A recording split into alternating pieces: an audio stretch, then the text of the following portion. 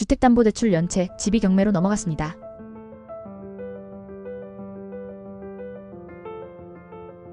주택담보대출을 연체하면 어떤 일이 벌어지는지 저는 온몸으로 겪었습니다. 저는 몇 년 전 무리해서 집을 샀습니다. 은행에서 주택담보대출을 받았고 그때는 당연히 내 집 마련이라는 기쁨이 더 컸습니다. 금리도 그리 높지 않았고 직장도 안정적이었으니까요. 그런데 어느 순간부터 모든 것이 흔들리기 시작했습니다. 이직을 준비하면서 소득이 줄었고 예상치 못한 지출이 겹치면서 한 달, 두 달 카드값을 밀리기 시작했습니다. 그래도 신용대출은 어떻게든 돌려막을 수 있었는데 문제는 주택담보대출이었습니다. 매달 나가는 원리금 상환액이 너무 컸습니다.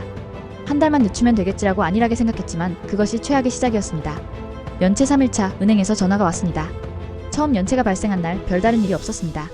하지만 3일이 지나자 은행에서 전화가 오기 시작했습니다. 고객님, 이번 달 상환이 지연되고 있습니다.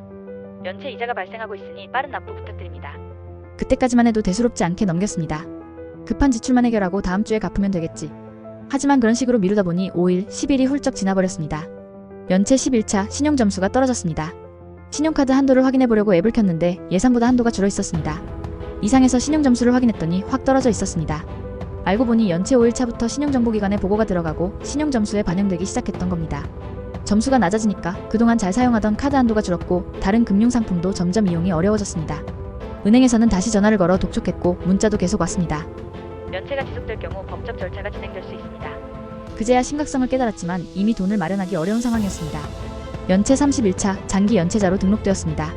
이제는 단순 연체가 아니라 장기 연체로 분류되었습니다. 신용점수는 이미 바닥을 찍었고 카드 사용도 막혔습니다. 은행에서는 더 이상 기다려줄 수 없다며 채무 조정을 권유했습니다.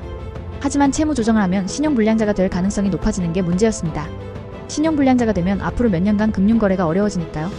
이쯤 되니 은행에서는 직접 방문을 요구하며 강하게 압박하기 시작했습니다.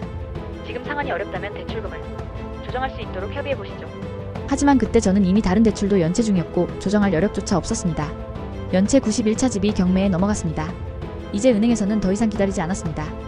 연체 금액이 불어나면서 원금보다 연체 이자가 더 큰 문제가 되었고 결국 은행은 담보로 잡혀있던 제 집을 경매로 넘겨버렸습니다. 그날 등기부등본을 확인했을 때 이미 경매 개시라는 문구가 떠있는 걸 보고 다리가 풀렸습니다. 이제는 되돌릴 수 없는 상황이 되어버린 겁니다. 경매가 진행되면서도 저는 어떻게든 방법을 찾아보려고 했습니다.